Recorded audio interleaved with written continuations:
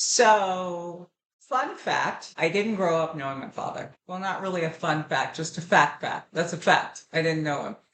And maybe about like 6 months ago, I found my father, or rather, that side of his, my family. I found that side of my family because he has passed away. So I'll never meet him. He passed away, I think like 3 years ago. But uh, I found out that he had um, I think 7 brothers and 2 or 3 sisters. I can't remember. I know a couple of the brothers have also passed away, and one of the sisters has passed away. But yeah, about 6 months ago, I found out about all of this after, a lifetime of not knowing anything. Like I had never even seen a picture of him. I had no idea even what he looked like. And the only thing that I knew about him was, just what my mother had told me, which was very little. And I knew his name because it was on my birth certificate.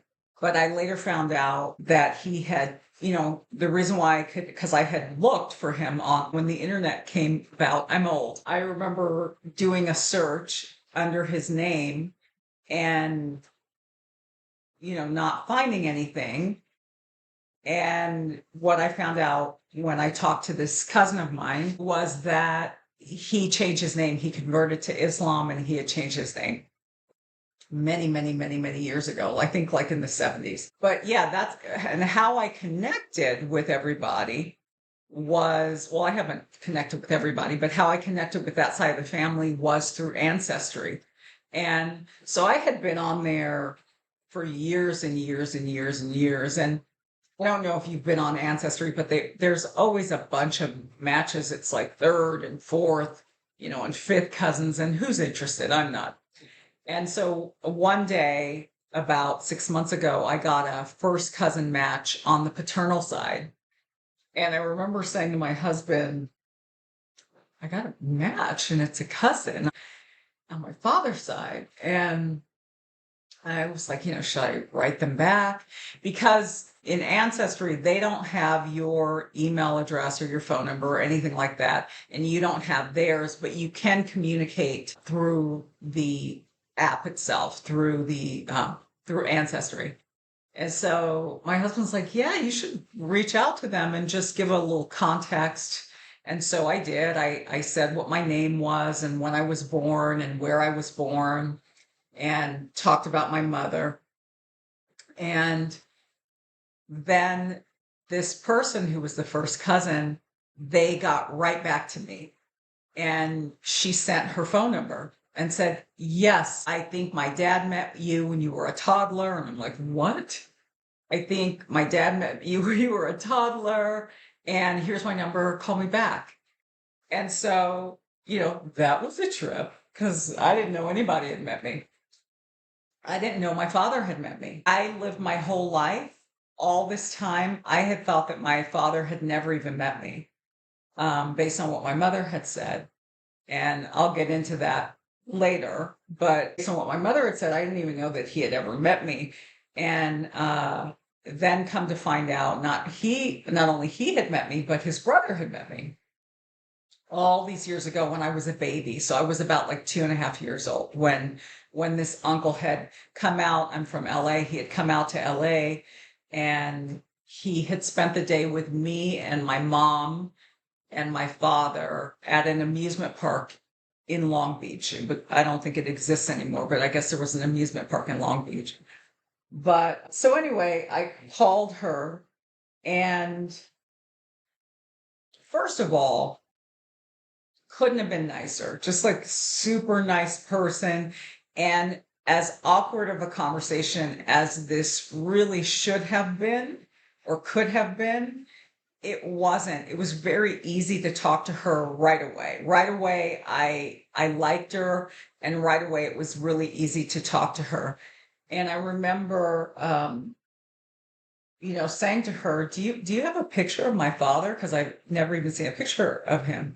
And so she was like, oh yeah, let me, find one. And so she sent me a picture of him as a young man, and she sent me a picture of him older, which is just such a trip. If you have, so one half of myself, I didn't know what that looked like. So looking at that picture and trying to find my face in his face. And I think that the place where my face is like his face is this area here. Like my eyes are very similar to the way his eyes work. So she, kind of told me about the brothers, about the other uncles. I guess they're my uncles. And her father, and how her father had met me when I was a toddler, because he had come out to LA, for I think like a period. And when I later talked to him, he had said that during that week that he was there, he had seen me like 2 or 3 times. None of this my mother remembered. And I believe her. And again, I'll get more into that later, but I do believe her. So yeah, I end up talking to this cousin, and she couldn't have been nicer. And then I remember her saying, would it be okay if I gave my dad your phone number? Because I know he really wants to talk to you. And then I said, yeah, you can give him my number. That's fine. And she's like, I'll wait a couple days to give him your number because he's going to call you right away. He's so excited and he wants to talk to you. And understand like what a trip this is for me. I don't even know anybody knows that I exist, right? That aside from my father, because I didn't even know that he had siblings. I knew nothing, nothing, nothing, nothing. Or I should say very, very, very, very little, my whole life. And the thing is, that's crazy, is so I'm 57. I have been to therapy, and I remember it was one of the things that I talked about in therapy, not because I was troubled by it, but because, like, not knowing him, but really running it past the therapist and saying, hey, is there something that you think is buried deep in me? Because I've moved on from it. I have resolved it in my mind that I'm never going to meet him, that I'm probably never going to know anything about him. And I've just settled on that. And I feel good about it. And I said, do you think that I'm burying it? Or do you think that, I'm in denial about it? And I remember her saying, it doesn't sound like it. She said, it sounds like you have just accepted it, that you've accepted that this is what it was, and that you just sort of moved on. And that's the way that I feel. But, I do always second guess myself, like, am I like broken and I just don't know? I mean, I'm probably broken in other ways, but I mean specifically about this issue as it relates to my father. Am I broken? Am I in denial? And again, I talked to a therapist about it, and she didn't seem to think that I was, because it hasn't been this thing. It has never really felt like this void, this hole. Like, oh my goodness, why didn't he want me? Because people legitimately have those feelings, which is why I question myself, why I question myself and think, well, why don't you feel that way? And for whatever reason, and my own psychoanalysis is that I think because I never knew him, I didn't have any relationship with him. I think that if I had known him for a period of time and then he left, or what happens with a lot of kids is that, they might have a father that comes in and out of their lives. I didn't have any of that. He just left. He left, when I was around 2.5 years old. I don't remember that. I don't remember being 2.5 years old. So I don't remember him at all. And so I think because of that, that was the blessing really in it for me, was that it didn't create that same wound that I think would have been there had I known him, and he left. And then I longed for him. I just never really longed for him. I was curious. I was curious, certain traits that I have, certain things about my personality, certain things about me I've wondered about, but not like, oh, like there hasn't been like this longing.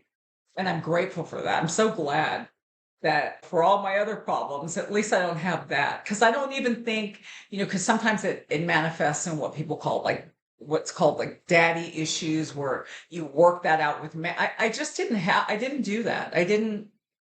Um, I don't, I've looked at my past relationships. I'm married now. I've been married for a long time, but when I look at my past relationships, I don't think that I was working that out either. I don't know. I just accepted it and I moved on because I never knew him.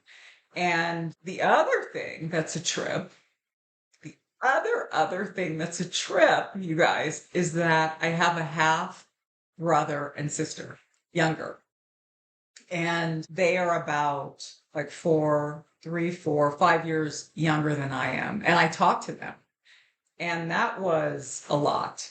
Um, that was the one time during all of this where it felt overwhelming. It was a lot of information that I was taking in.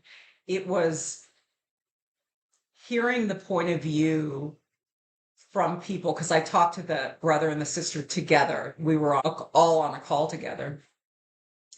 That was the one time where it sort of hit me that he was their dad, but he was our father, right? But he was their dad. They grew up with him. They have memories of him. They had this relationship with him. So hearing them talk about certain things about him, it was a lot. It was a lot of information to take in. And I actually had to say to them, or to the sister, I need some time to, just take all this in, because it felt like a lot of information. But yeah, it's a trip. So it makes sense because he was young. He was younger than my mother, much younger than my mother, when I was born. But the other thing that's crazy is that their whole lives they knew about me. They have a picture of me when I was a baby.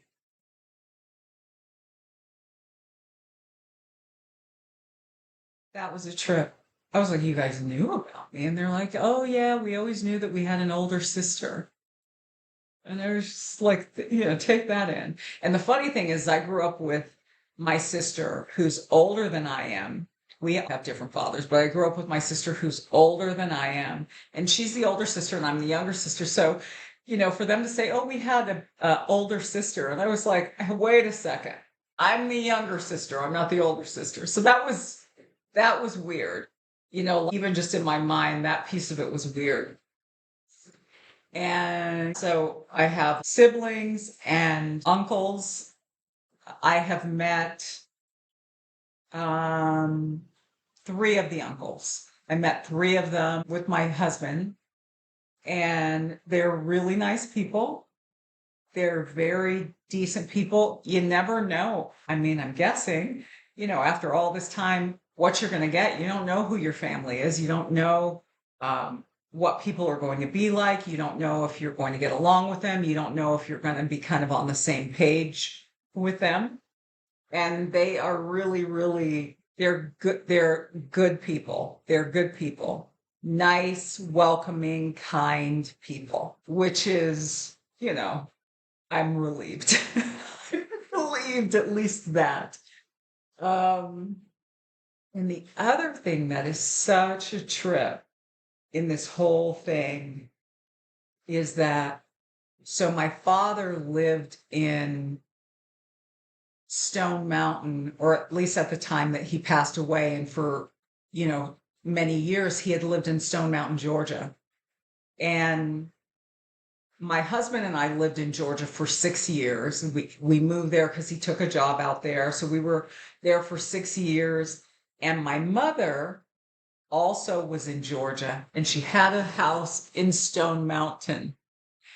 And the house that we bought in Atlanta was a renovation. So when the house was being renovated, we lived with my mom. And we lived in the same area, Stone Mountain, that my father lived in. And so we were in each other's orbit without even knowing it. I think that is such a trip. It's crazy. I just think that of all the places in the world, or just in the United States, specifically Stone Mountain. That's where my mother never ran into him. Not that she ever knew. She never ran into him even before we moved there. Or, I wouldn't have known him because I didn't even know what he looked like. Right. But that we were in each other's space is crazy. And then the other thing that's a trip is that he has a brother that lives out here in LA. And the part of LA that his brother lives in, super nice. I've been over to his house a few times. Really nice, super generous, really welcoming. The thing that's crazy is that he lives within walking distance to where my sister used to live when she was married. It's the same neighborhood.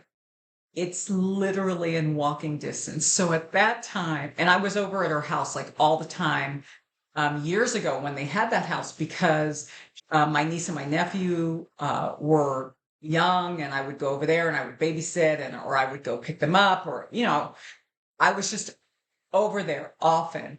And this uncle lived within walking distance of my sister. So again, we were in each other's orbit. I probably passed him on the street, or if I had, I wouldn't have even known it, and he wouldn't have even known me. Isn't that crazy? I just think that is so. I just think that's so, so crazy. And yeah, so it's been, you know, interesting meeting this whole other part of my family that I didn't even know existed.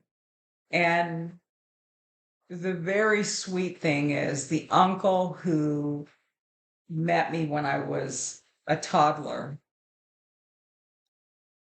when I met him in person, and I think he said it to me when we first spoke on the phone, he said, "You're the missing link. I'm so glad to, see you again. You're the missing link. I've thought about you all these years." And that is so sweet and also just bizarre because, again, if you consider that I didn't even know this whole other side existed. And it has been an ongoing thing. I keep in contact with the three of them, the two uncles and then the cousin. And uh, yeah, that's what happened after all these years of not knowing anything. I found at least where my father was. I know what he looks like. I have some information about him after 57 years. Yeah.